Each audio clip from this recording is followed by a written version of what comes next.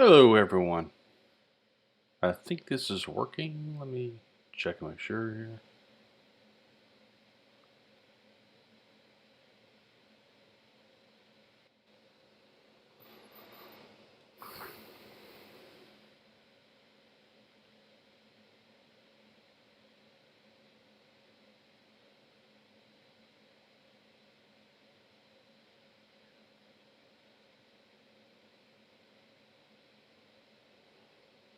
Hello everyone.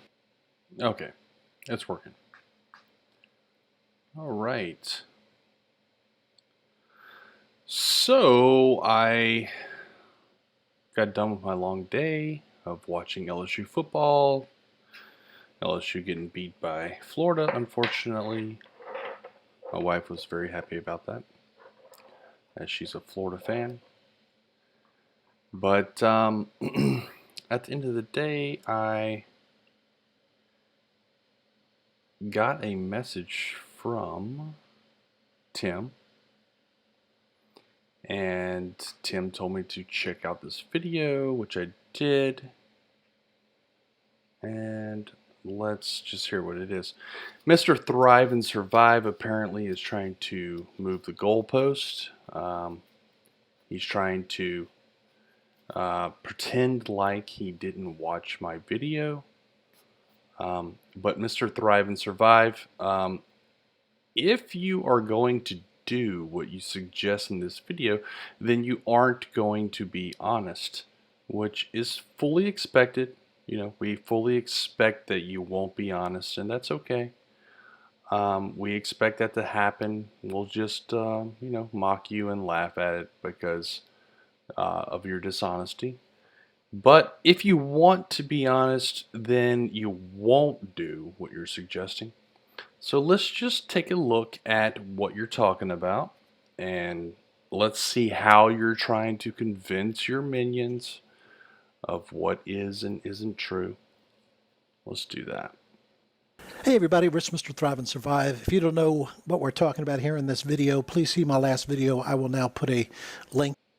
Now, I was told in my last video that there was some weird audio issues. I think it might be because we're actually hearing some audio coming back through my headset, so I'm going to mute my headset and see if that works better. In the upper right hand corner up here so that you can look at my last video. It's not a long video. I think it's under 4 minutes. We are looking at a picture that Soundly took. His YouTube name is just simply Soundly as here, so you can go and check his channel out if you like. I see he did a rebuttal video to this. I haven't even looked at it. Doesn't matter what's said there.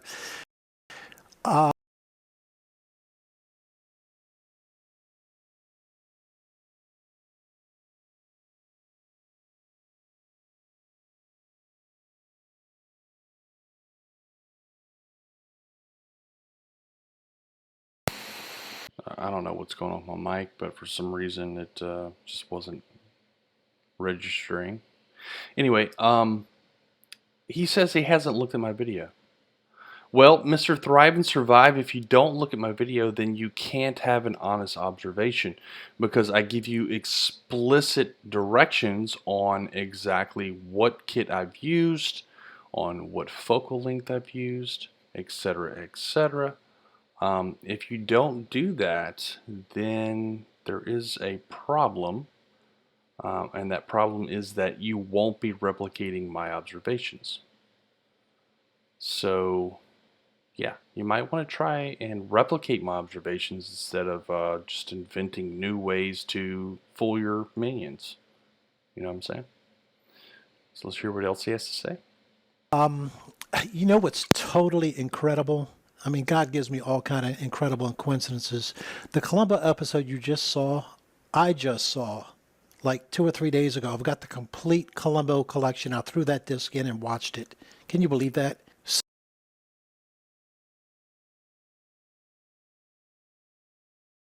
I'm going to go ahead and comment here. God gives you coincidences. The flat Earth is literally deception. Deception bundled in a package, a pretty package. And if you think that God has anything to do with deception, then you, sir, are deceived. Um, of course, I am a Christian. A lot of my subscribers are not. However, from a Christian perspective, um, lies are related to the father of lies, who is known as Satan in the Bible. And that is exactly what flat earth is. So please do not associate God with the flat earth because they are not related. Let's continue. So, what did I do to figure out that this was a trick? Well, I said in my last video that one, you have a big bulge in the middle, and you have the water rushing to. Is that possible? Because it's supposed to be equally throughout the Earth. Oh, I got some interesting comments on that too. It all points, everything pulls towards the center of the Earth, but you see, you have more tonnage in the middle here, so it would flow to the edges. See my last video. So I don't know how this trick is done, mostly because I didn't have the knowledge. Remember this, knowledge is power. I now have the knowledge of knowing at least one of the ways this was done. My understanding is it can be done several ways. So, Okay, this was not done in any way. This was simply taking a photograph with my telescope and my camera, and that's all it is. If you are trying to convince people that anything else other than that has been done, then you, sir, are simply lying. You are committing fraud.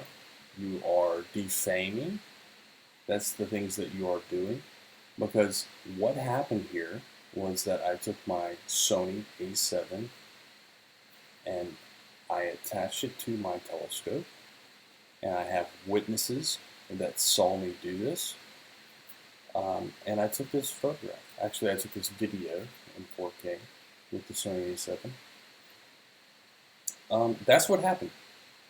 So until you, actually you can't. You cannot come up with any reasoning or evidence otherwise because you weren't there. And the people that were there can attest to the fact that I did in fact video this with a Sony A7 attached to a Celestron Nexstar 8, an 8-inch Schmidt Cassegrain telescope.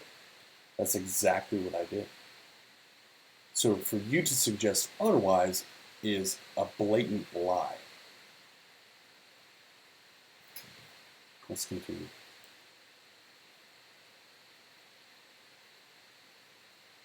Sandley gave some information in his video about what lenses he used and different things like that. It wasn't extremely specific. I don't know the exact camera. I don't know the exact lenses or different things like that. But guess what, guys? I went to a camera shop and I took this picture there. And the first thing the lady noticed was that exactly what I said in my last video. Notice how the horizon is flat and even over here, but it is not over here. It appears that my chat is not working correctly. Let me check something out real quick.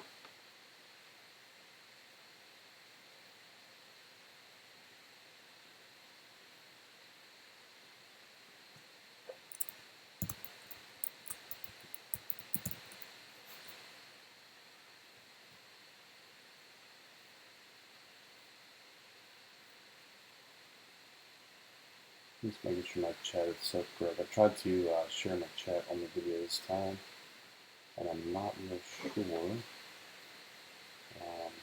Seems like the chat, yeah, the pop-up chat is not working correctly. I'm not sure why.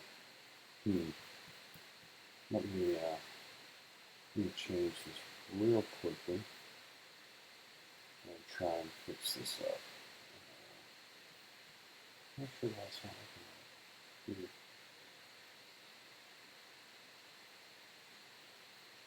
Okay.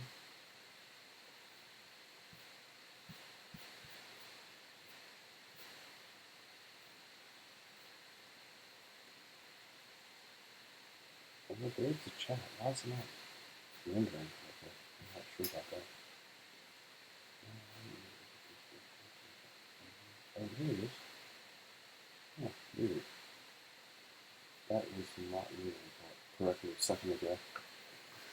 Okay. Let's see. Let's continue.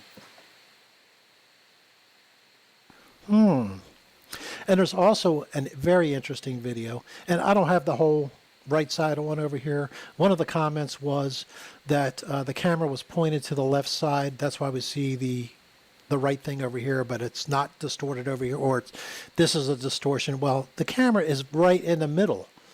Let me drag this over. See? Right in the middle of what? What is the camera in the middle of?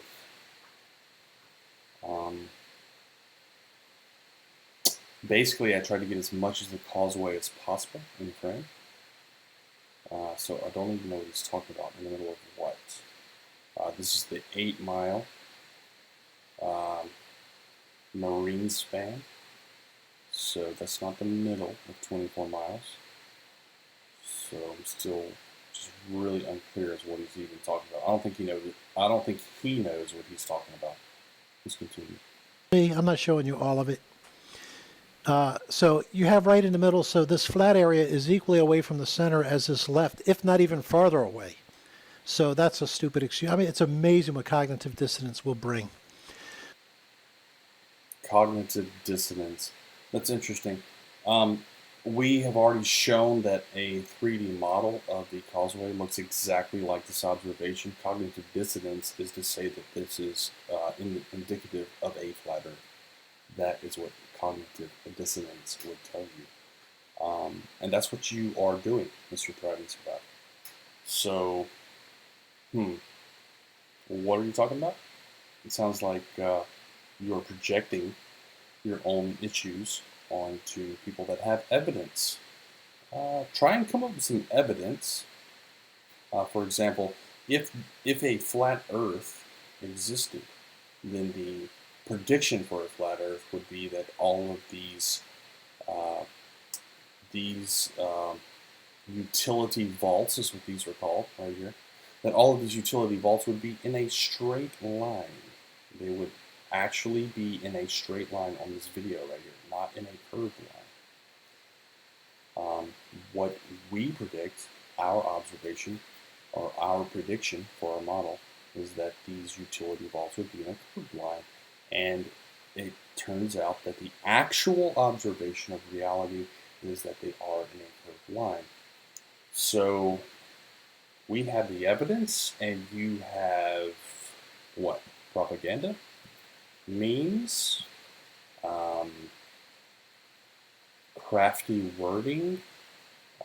Minions that are willing to listen to every word you say and just believe it because they don't have their own ability to think. That's what you have. We have evidence and observations, and you essentially have nothing. Let's continue. So I went to a camera shop, and I was like, how can I duplicate this? And I was told I probably wouldn't be able to maybe duplicate it exactly, but I could get very close. And guess what? There's many different ways to do this. Many. I had no clue. But I'm going to play for you what the camera lady told me at the store, and I'll be back. So you have a tilt shift lens, and you can adjust perspective. This is intended to correct lines, but you can. Okay, let's go back to what was just shown there. Canon 17mm tilt shift lens. I mean, I shouldn't have to say this to anyone that's familiar with photography, so I'm assuming that Mr. Thrive and Survive is not familiar with photography. A 17mm lens will not, in fact, replicate my observations because that is a wide-angle lens. You need a 2000mm at least lens to replicate my observations. So a 17 millimeter lens, which is a wide angle lens, will not, I know I'm repeating myself, but it's worth repeating that a 17 millimeter lens cannot and will not replicate my observations. So if you go and rent a 17 millimeter lens that is in fact dishonest, it is a dishonest tactic for trying to convince your gullible minions that you are not observing what I have observed. What you should do instead is you should get a P900 or a P1000 and go out and replicate my observations by renting a room in the 3 Lakeway Center Marriott Hotel on the 15th floor, causeway facing or lake facing room. If you do not do that, then you are simply lying to your subscribers, Mr. Thrive and Survive. And I will point that out continuously. Let's continue. This is intended to correct lines, but you can do the opposite and add some sort of distortion or manipulation to the perspective. So by tilting and shifting, you can take this in both directions and actually move the lens around, and then you can make some really fine-tuned adjustments to the scene that you're looking at. And these go in all directions. And then depending on the focal length, in this case this is a 17 millimeter, that's a wide angle lens on a full frame camera. Did you hear what she said? It's a wide angle lens on a full frame camera. I do not have a wide angle lens. I have a P900, a P1000, and a Sony A7 attached to a 2032 millimeter Schmidt-Cassegrain telescope. Those are all telephoto lenses. They are very long focal lengths. So in order to actually be honest with your subscribers, you will need to actually get a long focal length lens, not a wide angle lens like a 17 millimeter tilt shift lens. Let's continue. You can see the scene differently. You can Correct. manipulate the perspective of the horizon, the different curves and things Absolutely, like that. yeah. And in that case, there's a bridge in that photo. That's a really easy. Oh, not me. Okay, now you okay. That's a really easy thing to manipulate. So what they're trying to do is saying that I am manipulating my photography, which I am not. I have shown that you can zoom in with a P900 or a P1000 or my Schmidt-Cassegrain telescope on a grid, and that I say zoom in. Basically, you can use the magnification or the maximum magnification of the lens that is attached to whichever camera, and you can show that a grid, in fact, is still a grid, and you can show the actual lens distortion, and which I have done. I have shown at full magnification of the P900, the P1000, and my Sony A7 R2 attached to my Schmidt-Cassegrain telescope, which is a Celestron Nexstar 8-inch telescope. You can show by photographing a grid at maximum magnification that there is no lens distortion. And with telephoto lenses, you should not expect there to be lens distortion. That's just, it really is common sense for anybody that's dealt with photography at all. So what I suggest, again, Mr. Thrive and Survive, is that you try and actually replicate the observations by buying a P900, a P1000, or attaching a camera to a 2000 millimeter telescope. If you can't do those things, then again, you are being dishonest to your subscribers and to basically everyone. Let's continue. It's a really easy thing to manipulate. Okay. Because it's a really defined structure, we expect to see it one way, so it's easy to manipulate it. That way we see it a little bit different way with something like this. Okay. Fantastic. Thank you. So I own a tilt shift lens. I think it's a really fun way to alter things. I don't use it the way it was intended. I used to shoot architecture and I used it that way to correct lines, but now I use it to distort and make things different. Okay, than so I reality. could create. So again, I have not done anything to distort my photography. I have basically taken a camera with a telephoto lens, gone out there and taken a picture. I've provided those original pictures and original videos on demand, and it's very simple. You should go out there with a telephoto lens and take the same picture. If you don't do that, then you are being dishonest. Across that bridge that I showed you, the kind of angles that you saw in there? Kind of. Yeah, you might not be able to get it exactly that way, but you can certainly come up with something really interesting. And you can definitely alter it because it is what we expect to see, fairly a straight line going across. But you can tilt and shift. Did that explain why the left side looks tilted but the right side looks flat? It looks like that and then goes like Yes. that, yeah. Okay. But he's doing it in a different way. This is just one other, there's Several ways to always do it? more ways than one to do anything almost in the world. So this is just another way to achieve maybe something similar. Okay. And they do rent these. Oh, downstairs? Yeah, now I don't know if they have the 17. I would imagine Here's they that would. leather.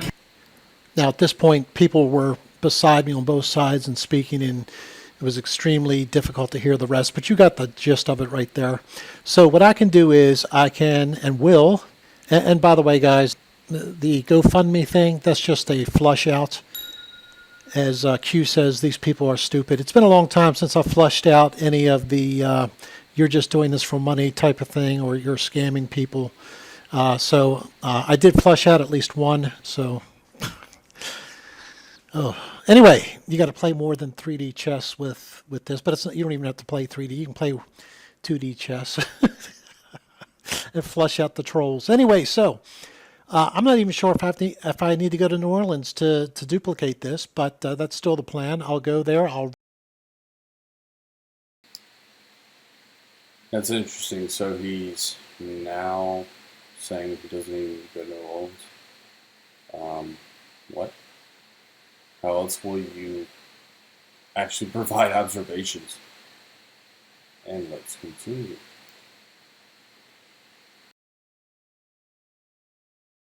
Rent this. Well, you talk about expensive to rent these things, but the camera itself that you recommended, which I will tell you, is the let's see here, because he filmed it in 4K. I don't necessarily have to film it in 4K, but if I want to do it exactly, I would do the Canon 5D Mark IV, which rents for $450 a week, but I'll try to find a place in New Orleans where I can rent it for a day.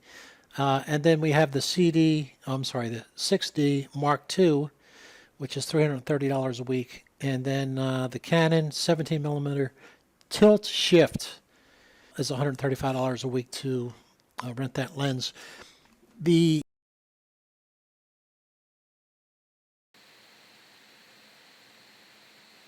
Okay, so he's talking about renting the tilt shift lens again. I really believe that he knows that renting a tilt shift lens, a 17mm tilt shift lens, will not at all replicate my observations. I believe he's actually watched my video, that he's read the description. If he hasn't, then he's just being negligent. I've basically given him exactly what my kit was, exact locations that he can go to that I was standing at. If he hasn't done that, then he's just being negligent, which is another form of dishonesty, let's be honest. Of course, these guys won't do it the right way. It's unfortunate. I'm noticing that my chat is behind. I keep having to flip over to it for it to catch up. I think it's probably because it's not in focus. So I'm going to try and rearrange my desktop here. Let me see if I can get this right. It's really kind of frustrating that it's so difficult to set up correctly. Let me try and set this up correctly. And let's see, let me take this chat off here and then put it here. Okay. That should work a little better, I think. Okay. So this should be up to date now. Okay, and then I'm going to have to rearrange OBS real quick. Give me a second to do that. It's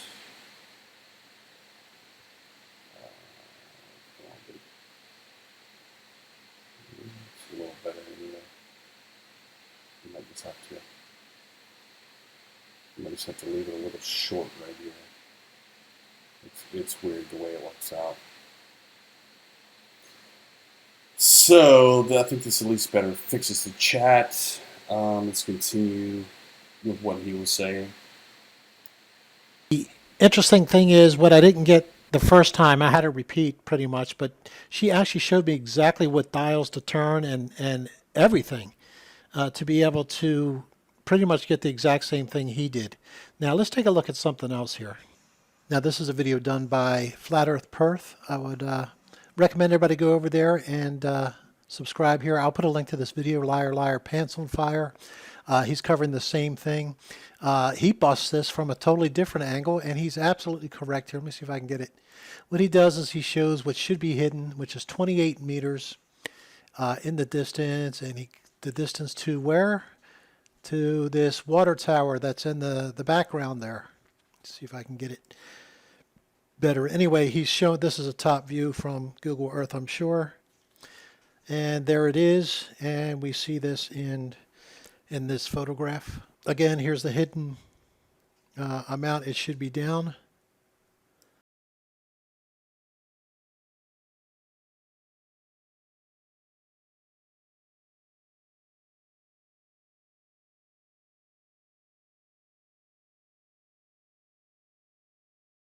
And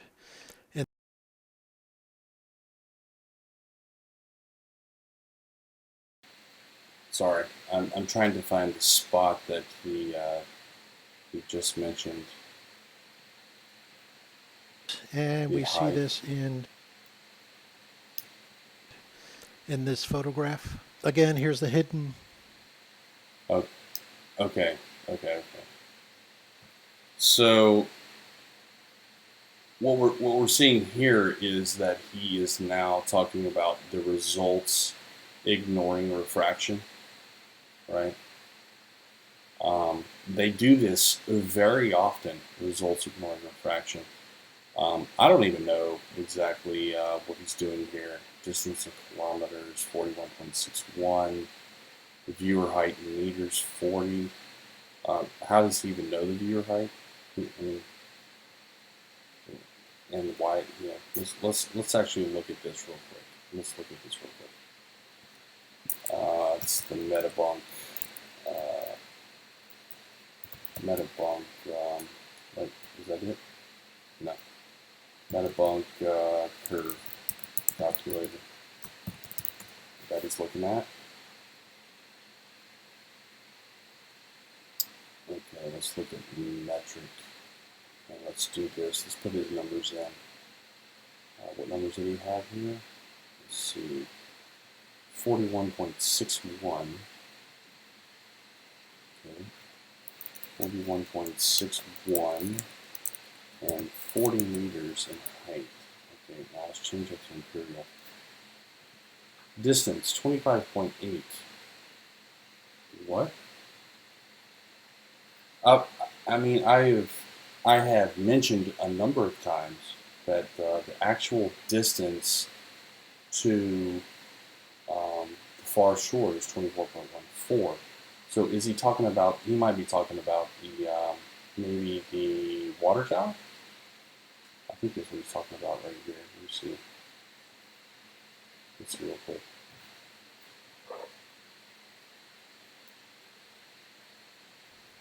amount it should be down.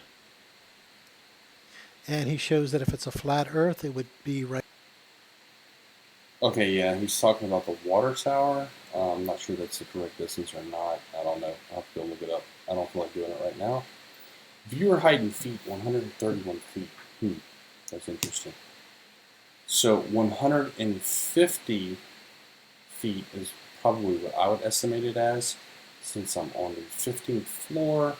Floors are generally 10 feet. So I would say 150 feet. It doesn't really matter.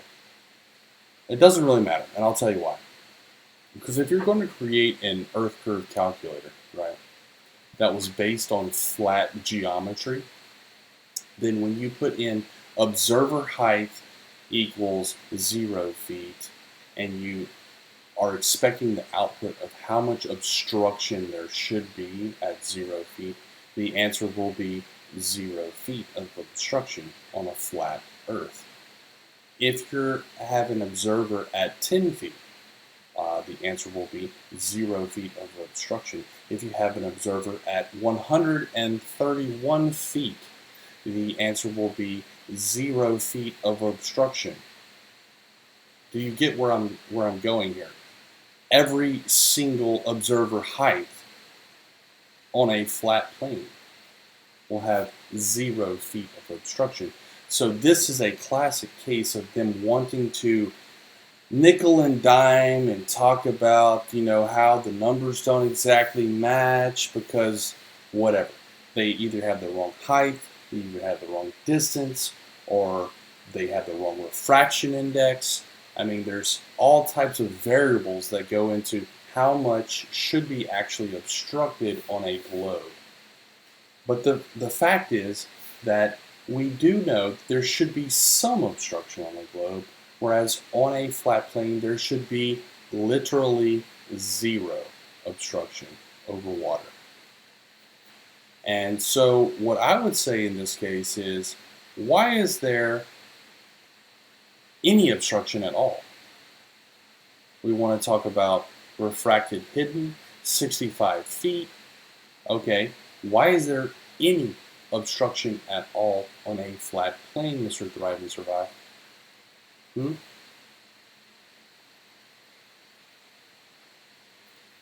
That's what I want to know. What is the drop on the flat Earth calculator? Where is the flat Earth calculator? Show me a website that presents a flat Earth calculator that shows me how much obstruction there should be based on distance, because what we do see is that objects, their obstruction is directly related to the distance from that object. So unless you can present us with a flat Earth calculator that shows us exactly how much obstruction there should be based on planar geometry, then why should we even listen to you? This is the point that I've made many times. You guys don't even get past the second step in the scientific method, which is to provide a model, provide something that we can test. You don't do that. Anytime that we say, well, based on the flat Earth model, you say, there is no model. We don't have a model yet. We've only had 2 years. We haven't had 500 years like you have. Actually, you've had 6,000 years based on your own reckoning, considering that you are a creationist and that there's been 6,000 years since the beginning of time. If you believe that, Mr. Thrive and Survive, that you are a creationist and there's only been 6,000 years since the beginning of time, if you believe that, then you've had 6,000 years. Whereas we only started discovering 2,000 years ago that the Earth is actually a globe. So you've had more time than us to present a model, and yet you still don't have a model that works. Why is that? Why is it that you don't have a model that works? I'll give you a reason. Because it can't. It can't work.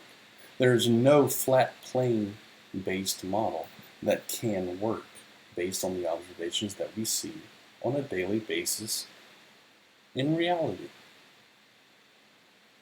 That's the reason why. Let's continue on with what else he has to say. Kind of went on a rant there. Let's see what he has to say.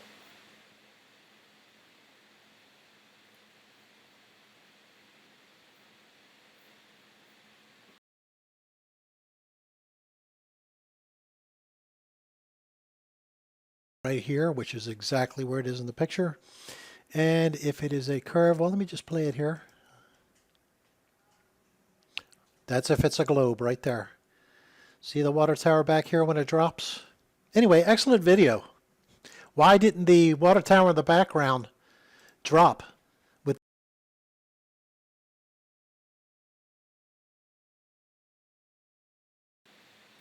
I keep having to turn my mic off for some reason. I don't know. OBS is capturing desktop audio, and something's weird. I'm not exactly sure. It's actually capturing the audio through my microphone, like the desktop audio through my microphone as I'm hearing it. So that's why there's little pauses like that. But I mean, I really don't feel like I have to go over flat earthers math or whatever that's going on, because they always constantly get it wrong. I mean, if somebody else wants to do it, fine. That's great. But the reality is, we have Walter Bislin's models. Let's look at Walter. Let's look at this again. I mean, I don't know how many times I have to bring this up, but we have Walter Bislin's models that predict my observations. There's a whole animation here of a whole bunch of observations that I've made. I mean, a lot of observations that I've made. And so has Jesse Kozlowski. It's all mixed together. This is Jesse Kozlowski's observation right here. This is the one that we're talking about in particular. Walter Bislin has presented a model with the prediction of what we should see. And here is my observation.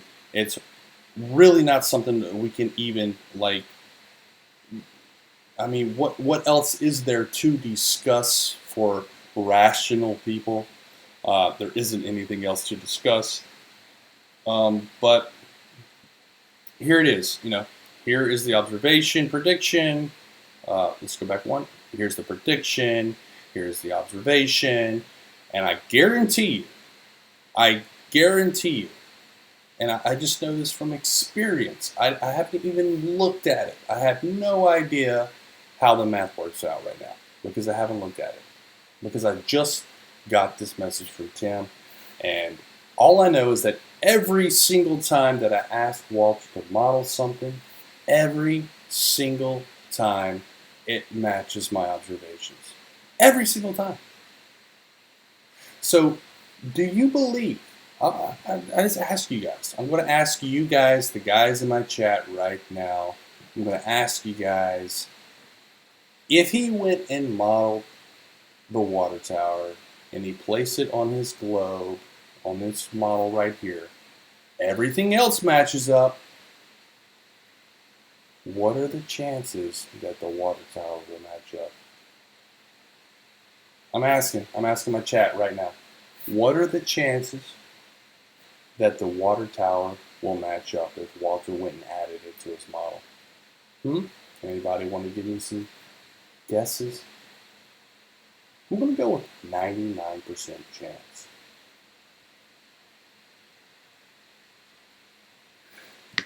You know, this is the thing that they don't talk about, which is Walter Bislin's models. They just run away from them as fast as they can.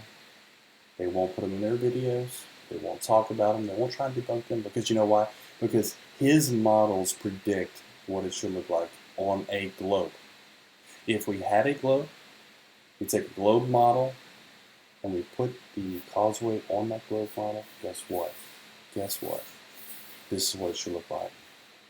That is indisputable.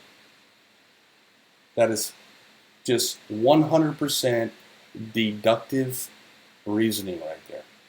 If we create a model that is the shape of the globe with the same radius, and we put a model of the causeway on it. This is, in fact, what we should expect to see. And guess what? That is what we see. So they won't talk about that because that is indisputable. This model right here, they can't argue with at all because it's a 3D geometric model. It is what it is. It's like saying a Rubik's Cube is not a cube if they want to argue about that. Obviously, a Rubik's Cube is a cube, and obviously this model is a globe. That's, if you want to argue with it, you can't. You can't argue with that fact. This model is a globe. And this model is validated by this observation. That's just the way it is. There's no argument against that. So let's continue with what MrThriveAndSurvive was talking about. Let's see. I've kind of lost track of where he's at even. Let's see.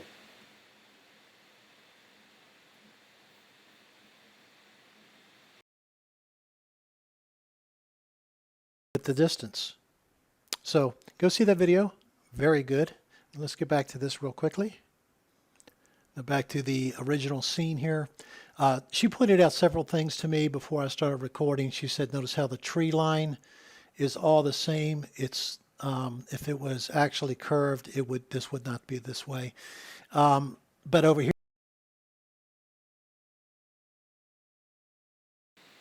What is he talking about? He's just throwing a general thing out there. It looks like a globe to me. Looks like a globe to me, dude. I don't know who this person is you were talking to. She obviously has no idea what this observation is. She has no idea what focal length was actually being used, as she suggested using a 17mm focal length. You basically have pigeonholed her into responding the way you want her to respond. She's a salesperson. She's going to tell you whatever she wants to tell you in order for you to rent the damn lens or buy it. I mean, she doesn't know that this is a 2000mm observation. If she did, she would not tell you that a 17mm lens could replicate it. So it sounds like to me that you were just setting her up for a response without giving her all the information. And, you know, she doesn't even know what bridge this is. Oh, if it's a bridge. She doesn't even know it's the causeway. She doesn't know it's 24 miles. She has no idea about the meta. You're not providing the meta to her. Hey, this is a 24-mile observation with a 2000mm lens. Can I replicate this with a 17mm lens? She'd be like, hell no. Hell no, you can't. That doesn't make any sense whatsoever. I mean, come on, man.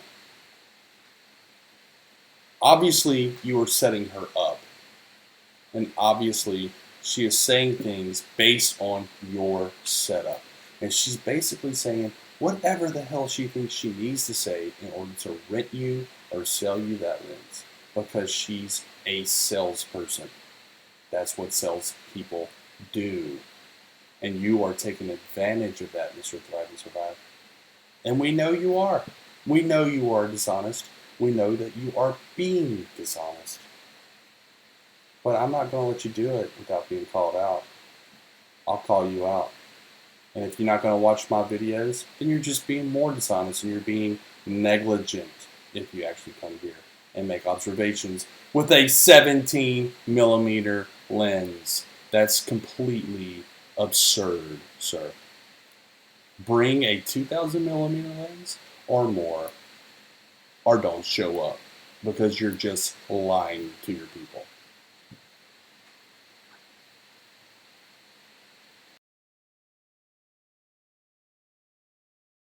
Here, all of a sudden, it's way lower. So this is the distortion. This is what a shift, what's it called again? Tilt shift lens will do.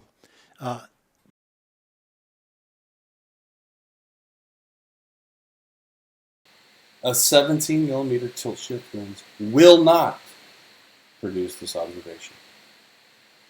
I 110% guarantee this. I 1,000%. I 1,000,000,000% guarantee that a tilt-shift lens will not produce this observation. A 17mm tilt-shift lens cannot and will not produce this observation. Bring your P900, bring your P1000, or don't show up.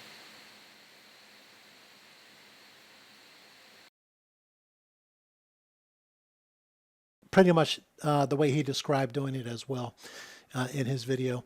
And she also pointed out that the horizon was flat over here. So this is a trick that can be done several ways. And here's what I plan to do. I will go.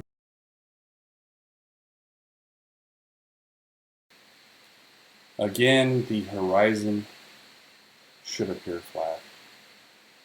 At this field of view, at this altitude, the horizon should in fact appear flat based on the predictions of a globe.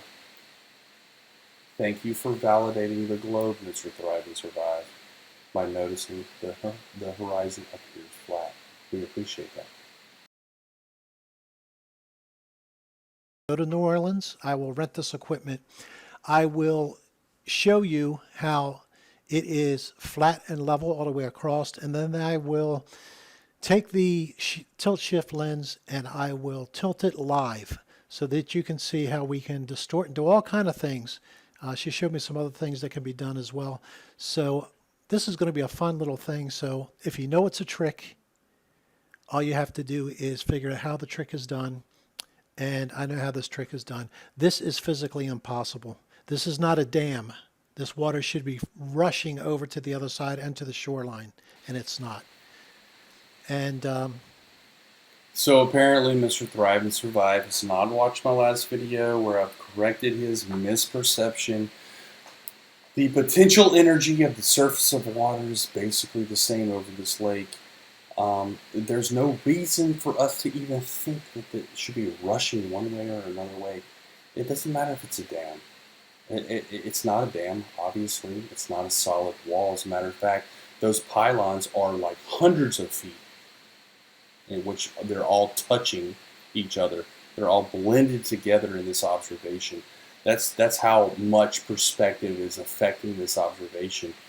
I'm looking so far away. I am magnifying an object that is so far away that the pylons, which are a large distance separated from each other, are actually blending into each other and making the bridge look like a solid surface. When it is anything but a solid surface, you can literally drive boats underneath it easily with plenty of room to spare. But this looks like a wall, correct? Yes, this looks like a wall. Why does it look like a wall? Because we're talking about things that are so far away that the perspective has compressed the distance between them. It's really simple. This is what you will see if you go out there honestly and take a picture. If you go out there with the 17mm lens, I can't help but laugh. I'm sorry, guys. I can't help it. If you go out there with the 17mm lens, you won't see anything like this. Nothing like this. It won't even be close. What you will see is basically a very, very tiny and small bridge that looks straight, which is, again, a prediction of Walter Bisland's models when you move your camera to 17mm. So, let's, instead of just talking about that, let's do it. How about that? How about that? How about we do it? How about we do it? Let's do this. Okay, so let's go back to the model. And here is the focal length of the camera. So let's drop that, okay? And let's do it dynamically. Okay, let's just drop it dynamically to 17mm, which is what Thrive and Survive is talking about doing, okay? This should give you some understanding, okay? Walter Bisland's model won't even let you go past 21mm. And look what it looks like. Okay, do you understand what we're getting at here? Okay, if you go out there with a 17mm tilt lens, this is what you're going to see. Go out there with a tilt shift lens, this is what you're going to see. you're going to see a very, very tiny bridge. A tiny bridge. It's going to look like a straight line. But this is, in fact, still on a globe model. Do you understand? We are actually modeling the globe in this observation that you're actually looking at right here. This model is still a globe. Okay? It's still a globe, but at 21 millimeters. Which is not even the 17 millimeters that you're talking about getting to, which would be even less magnification. So we're talking about a 21 millimeter wide angle observation of the globe, of the causeway, and guess what? This is what it's going to look like. So I'm going to predict this, okay? I'm going to go ahead and make a prediction that if Thrive and Survive goes out there, okay? If he goes out there and he actually takes a 17 millimeter lens, it will look very close to this observation right here. Very close. This prediction. There, look, I can actually change it to 17 by manually typing it again. Oh, it changed it back. Let me try it again. Okay, 17 millimeters. So it will look very close to this observation. He will see a very tiny little straight line if he does it at 17 millimeters, which is a wide angle observation. Okay, this is what he's going to see. And he's going to see a flat horizon. And guess what? Mr. Thrive and Survive. That is the prediction of the globe. So if you go out there and take this photograph, then you are actually validating that model. Yes. You are validating the globe prediction. That should be a little bit scary for flat earthers. Let's go back to what he's talking about, this nonsense. So anyway, before we do that, before we go back to what Mr. Thrive and Survive is talking about, let's actually look at Walter Bislin's model real quick, okay? 17 millimeters is what he's talking about doing. And then let's go to 24 millimeters, which is the bottom of the P900 and P1000. This is what it looks like at 24 millimeters. So if I zoom all the way out, we're going to see a very straight looking observation. If we go into 50 millimeters, which is basically what your eye is capable of seeing, okay? So, let me just type it in. 50 millimeters, okay, which is basically what your eye is capable of seeing. Now, on this screen and this resolution, you're not going to see what I can see with my eyes, but you know, if I was able to put this full screen and make it actually correct based on what you would see with your eyes, then you would actually see curvature. You can kind of see it down here. You can kind of already start making out some curvature right in this area. And if I actually, you know, blow this up a little bit, let's try and full screen. I think there's a way to minimize this, yes, and I can maximize the browser. Let's do that as well. Okay, let's maximize the browser and let's pull this up. You can actually start to see right here that it's actually a little curved. And in person, if you're actually standing there, if you're actually in the Marriott Hotel on the 15th floor and you're looking at the causeway, you with your eyes can see the curvature of Earth. That's what's the most amazing thing. That's what's the greatest thing about this, is that anyone can go there. Anyone can rent a room on the 15th floor, causeway facing, lake facing room in the Three Lakeway Center building in Metairie, Louisiana. I'm being very explicit because they like to, you know, mix things up on purpose. But let me just point that out one time. It's worth repeating. Three Lakeway Center, Marriott Hotel, 15th floor, Metairie, Louisiana. Causeway or lake facing room. If you go there, then you can stand in there with your eyes during the winter, during the fall, and you can see the curvature of the Earth. You know what's even better? You go there and you look at night. At night you have cars with their lights, their headlights lit up, and you can see the curvature of the Earth. And let's go and talk about that. I mean, it's amazing how many objections people bring up that I've already answered. And let's go look at that real quick. I know I'm rambling. I don't really care at this point because it's just amazing that these guys, they just repeat the same nonsense over and over. I really should kind of rein myself in, though. I've been reading Mick West's book, and this is another tangent, but Mick West's book is very good. It talks about how to actually help people out of the rabbit hole. And I've been reading his book. I'm about 50% done. I've been slowly digesting it and trying to think about. I wanted to read it fast at first. I wanted to read it quickly. I wanted to do a review. It was going to be quick. But then I started reading it, and it really started having me questioning my approach. I really think that Mick West's approach is more mature, more likely because he has had a longer experience and more time with debunking conspiracy theories in general. And it really started having me to think about my own approach. I think that Mick West's approach is correct. I think it's a good approach. It's essentially a non-controversial approach. It's just presenting the facts for the facts. If people defame you, if people say bad things or rude things to you, just ignore it. Essentially, it's essentially what it comes down with Mick. I really appreciate and look up to Mick for the approach that he takes, but because it is a very charitable approach. It is a very tolerant approach, and I find value in tolerance and charity.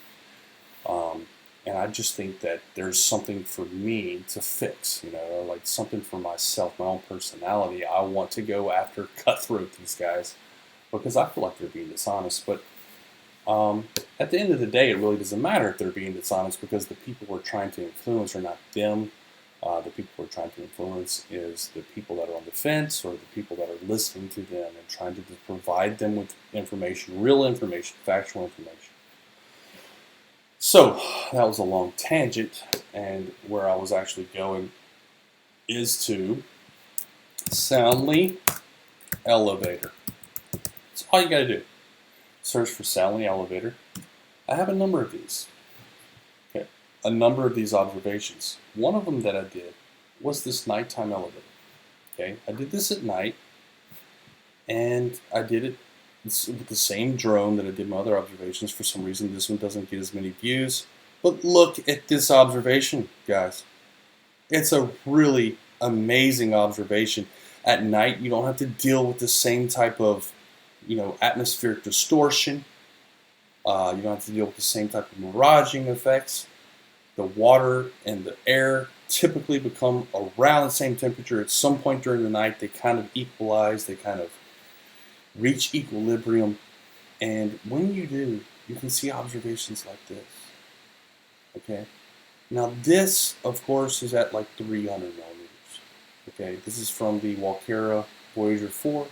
It's a 300 millimeter observation, essentially equivalent. But with your own eyes, you can see something very similar to this. Of course, it's not the same magnification, but you can see, cars bending over the horizon on a clear fall or December night.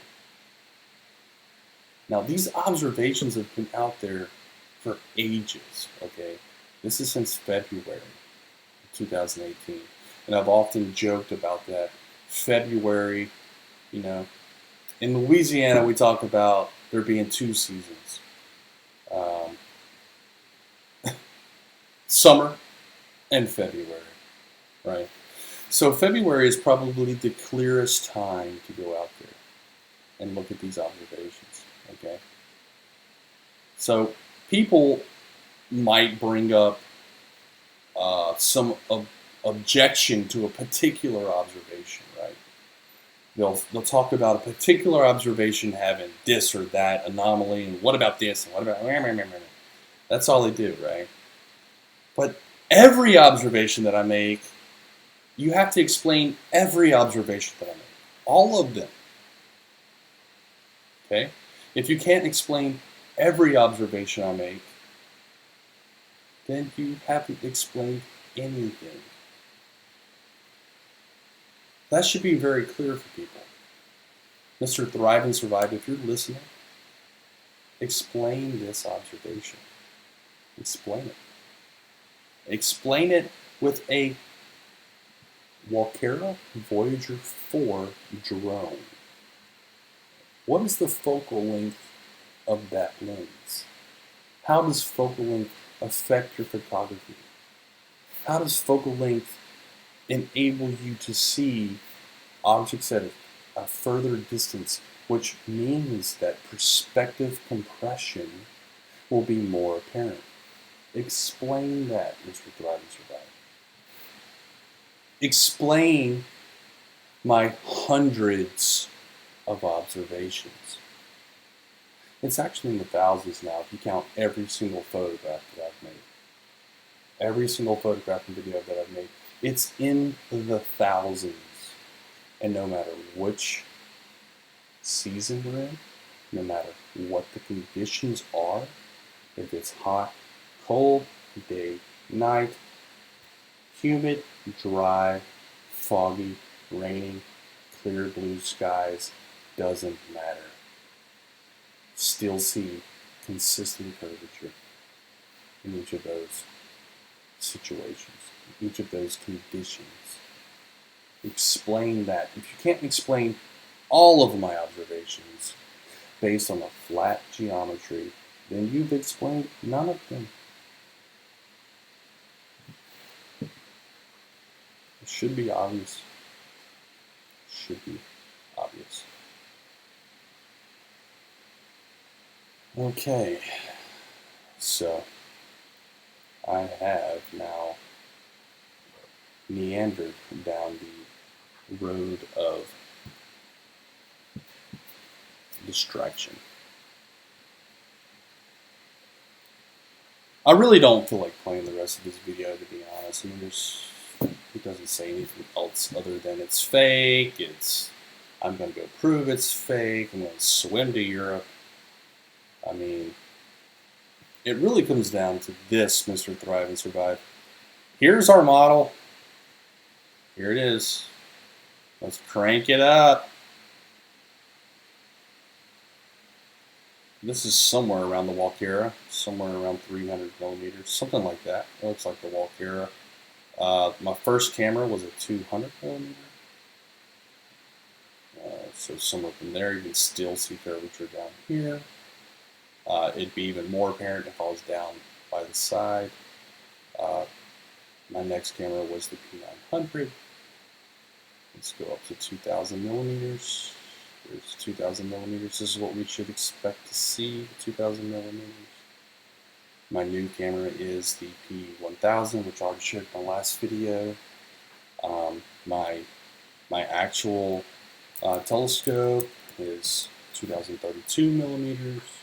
You know, we have these predictions. Here's our model. We have these predictions. Guess what? I mean, do I have to make you guess? There's our observation. Every single time. Every weather condition.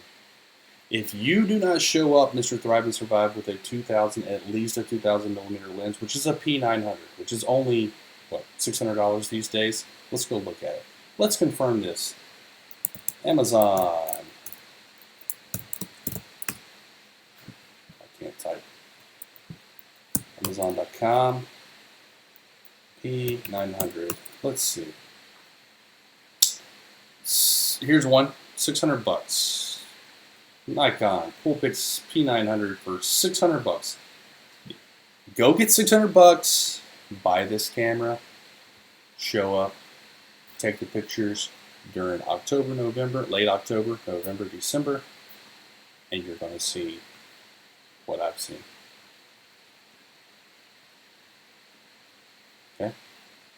If you don't do that, then you are a disinformation agent, you are a liar, you are a deceiver, and I will call you out on it. I will make sure everybody knows about it.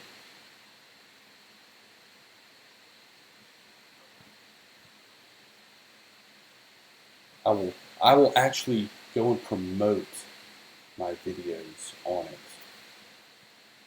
$10 a day. That's all it takes. $10 a day for a month. $300 to just drive your channel into the ground, just like I did Anthony Riley's. Drove his channel into the ground. That's why he freaking quit. That's why he gave up, deleted his channel, created a Sleeping Warrior channel. You know why? Because he said he would delete his channel if certain conditions were met, and guess what? Those conditions were met. He deleted his channel. The most honest thing he's ever done. So, let's see how honest you're going to be, Mr. Thrive and Survive. Let's see. We will see. In any case, I have neglected my chat, and now I am going to go read my chat. Is this supposed to put us to sleep? Yes, Ross. That's exactly what it's supposed to be. Why are you doing this during movie night? I totally forgot about movie night. I have no idea why. I did it because I read this thing at midnight. Why are you doing this during the McGregor fight? What? I had no idea. A lot of static from your mic. We can barely hear you. Well, I hope that's not the case for the whole show.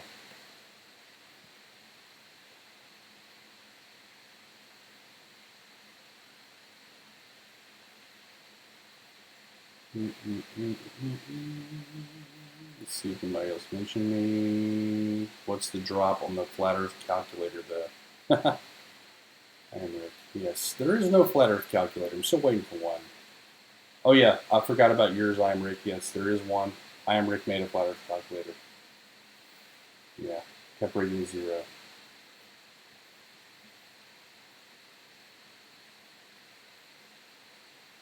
What focal length and sensor size was that captured with? This is one of the things that I've brought up many times. P900. Just go look up the stats on the P900. Go look up the stats on a Sony A7 R2 and a Schmidt-Cassegrain telescope. It's the Celestron Nexstar 8-inch Schmidt-Cassegrain telescope, which is 2032 millimeter. Sony A7 is a full frame camera, so you can look at the sensor for that one.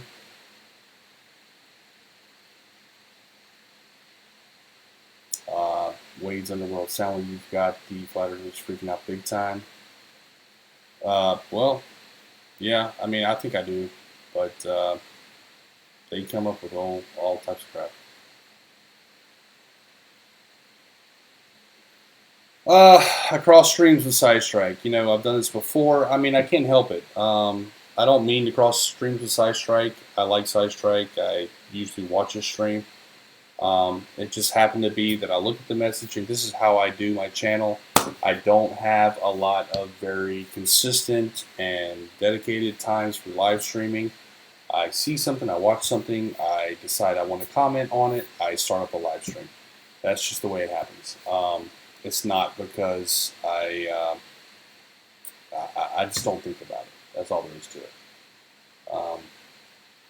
You know, I'm not meaning to cross streams with Sidestrike. So, go watch Sidestrike if you have to. Go watch this later. It's fine. Have you guys had a direct conversation? I'm assuming you're talking about Mr. Thrive and Survive? No, we haven't. Of course not. They don't want to talk to me. They hate me. They are afraid of me. They think I'm a disinformation agent. They think that I am faking things, whatever you want to come up to. They don't actually think that stuff. Let's be honest. They don't actually think that I'm a disinformation agent. They don't actually think that I'm faking things. What they know is that my information is going to hurt their pocketbook. That's what it comes down to. My information is going to hurt their pocketbook, and so they freak out about it. And that's what it comes down to. It really does. Because there's no way in all this time that somebody like Nathan Oakley or Anthony Riley actually believe that the Earth is flat when they've been disproven over and over and over with valid factual information for years. Those people don't actually believe the Earth is flat. They just know that they're making a couple bucks for spending money or whatever from YouTube, and so they're going to keep the drama going. Same thing with Mr. Thrive and Survive. I mean, it's just there's no one that's that stupid. It's just not possible.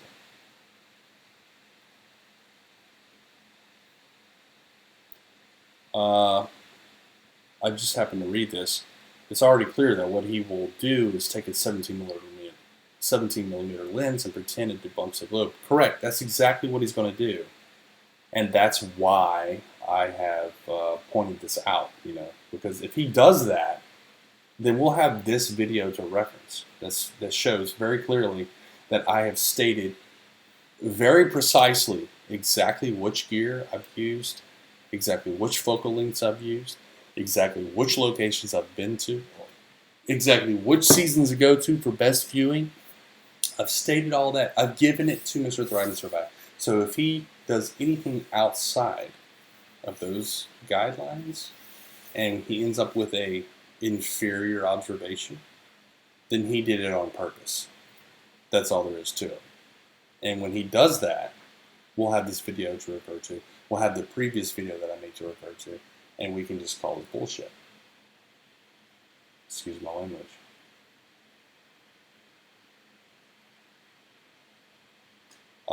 Yeah, he did say that he was going to repeat my observations. I highly doubt he will. That's the thing, like based on this last video that he did, where he's talking about a 17 millimeter tilt shift lens.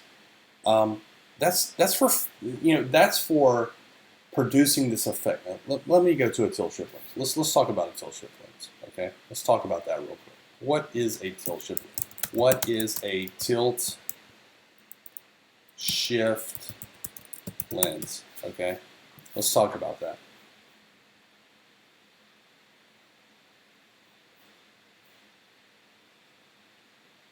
Okay, first link here. What is a tilt shift lens? Tilt shift lenses are nothing short of optical magic. What they do is essentially make things look miniaturized. It makes it look like you're taking a macro photograph of a normal scene, right? That's essentially what they do. They limit your depth of field for a typical scene. And that limit in depth of field, which you can see here in this photograph, that limit gives you the perception that you're looking at a miniature, a miniaturized version of something.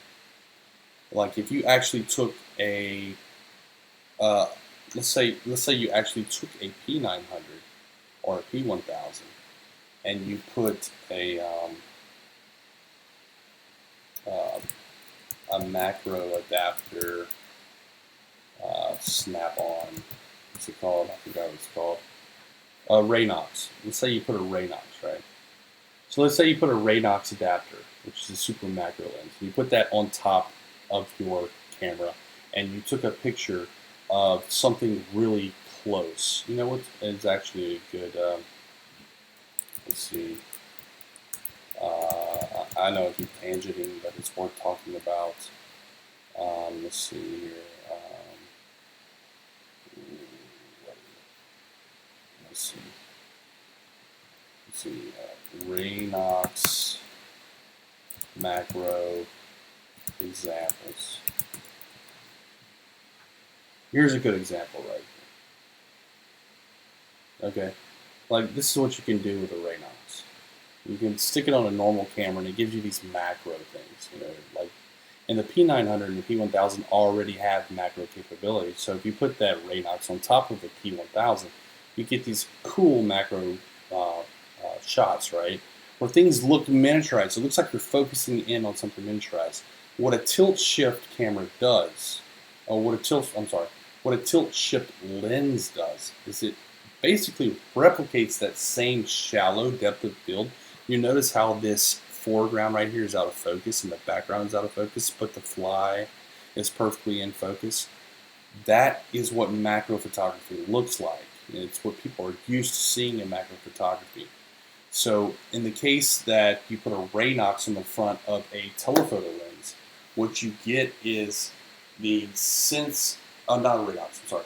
When you put a tilt shift lens on the front of a normal camera, what you get is the sense of macro, right? It's that same sense where you have a shallow depth of field where only your target object, or only your subject is in focus, everything else is out of focus. And that's what you see here, right? This looks like New York, probably Grand Central. What is it? What is this actually?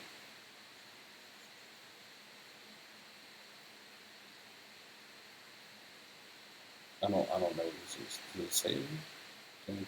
It looks like New York, right? It's just the Brooklyn Bridge. Anyway, the point is that a tilt shift lens will give you that sense of a macro shot, but in a normal wide angle shot. And so if you decide to take that type of shot, then you're going to get that type of effect. But you can't do that.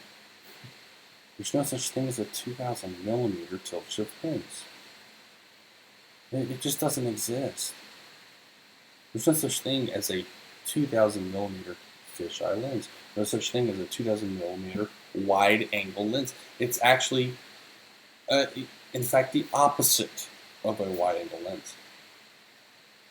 So if the guy shows up with a 17 millimeter lens, he's going to totally bork the whole observation, probably on purpose. Probably on, let's agree with that. Okay, let's agree with that. Probably going to happen on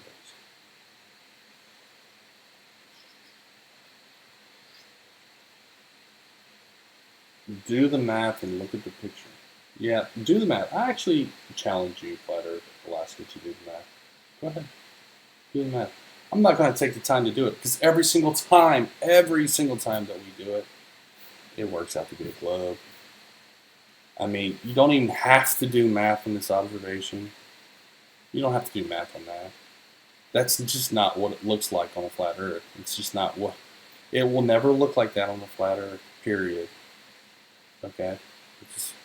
That's not what flat Earth predicts. It's not what any flat model would predict, period. Why do you have to do any math? The only reason you want to talk about math is to obfuscate and task. You know, it's all about task setting and you know, making people do work that you should be doing anyway to determine that in fact it's a globe. We're living on a globe. Okay. Don't let people like Thrive and Survive trick you. Don't let them fool you. If he's using a 17 millimeter lens and he goes to take pictures of causeway, he's going to be tricking. He's going to be trying to intentionally trick you. Don't let him. I mean, come on, guys. Oh man, I've been going on too long about this.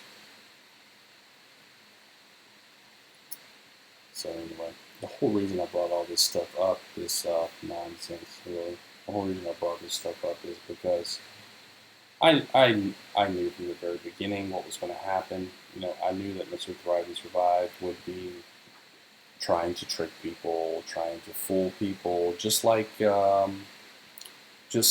Dr. Zach. Let's talk about that real quick. Might as well. Dr. Zach. You know. Let's see. Let's see if I can find Dr. Zach's video. Here it is. This video right here, which has 512,000 views. Okay. This video right here. Flat Earth, curved water found, debunked. Well, see, I put out a video called Curved Water Found, which showed the transmission lines, right? And he decided he was going to debunk it. The first thing he did was choose the wrong transmission lines. I'm going to go ahead and give him an ad view so I can show you this. let's just go ahead and skip ahead to where he chooses the wrong transmission lines. Here we go.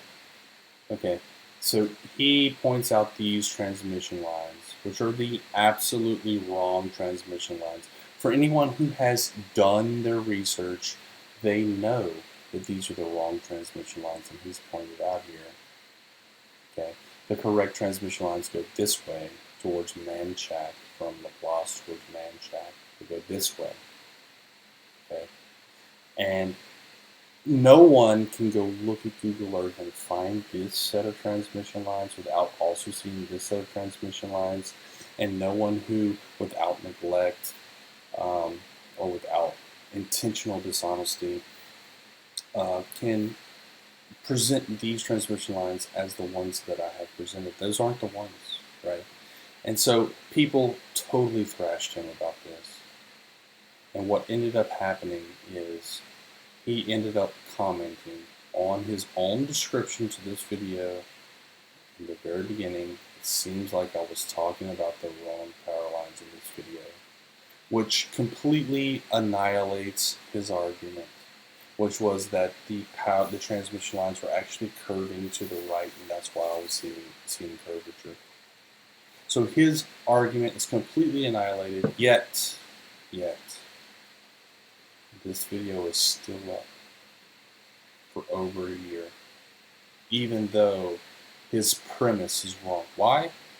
Because his flat earth minions won't read this, and he knows it. And he knows that this right here is worth money. This right here is worth money. That's why he leaves it up. That's what they do. They make money on the views of gullible people that just want to believe in a conspiracy theory. That's what they do. It's dishonest. That's why I exist. That's why I'm even here. That's why I have a YouTube channel, because of these people. And my question to you is, why does he get 500,000 views while the video that he's debunking, let's look this video up right here.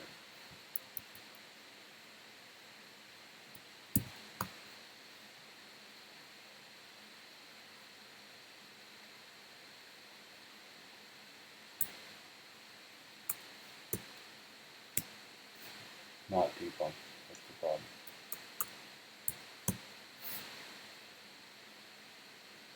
Curved water found. Let's see. Curved water found. Here it is right here. This video right here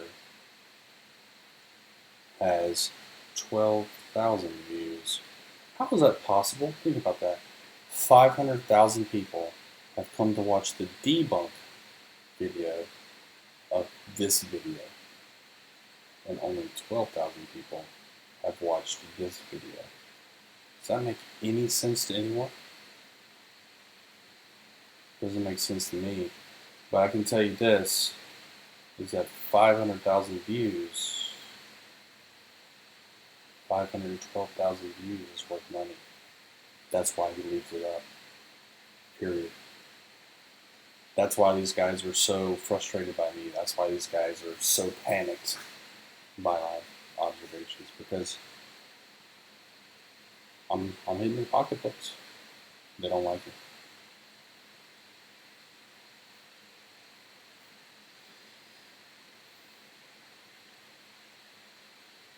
Sally, can you wrench Terry Davies?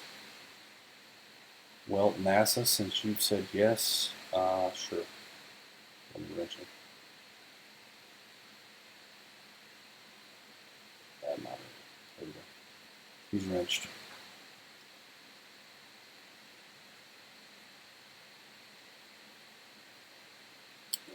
Flat Earth Alaska, you haven't seen many of the videos, have you? Sally has repeatedly matched obscured amount to the calculator. Yes. I have. I've shown it over and over again. And, you know, what happens is that these guys forget that they've been corrected, and they continue with their nonsense.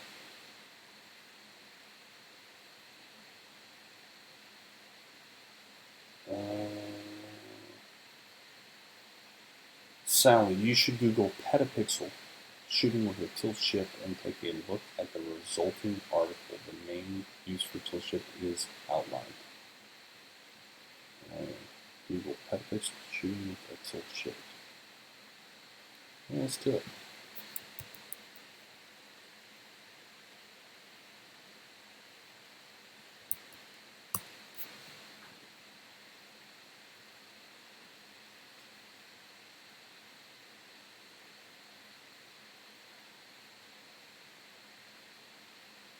It's so long article, I can't.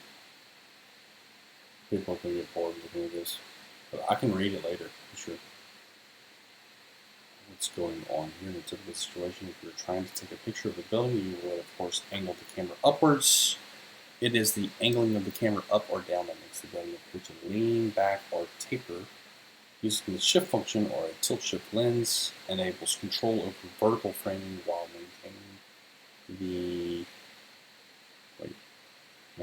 I think that's a typo, maintaining a parallel relationship between the camera, sensor, and building facade.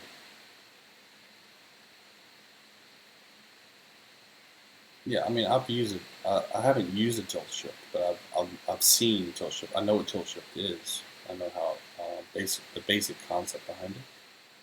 I mean, you're just not you're not gonna find a 2000 millimeter tilt shift.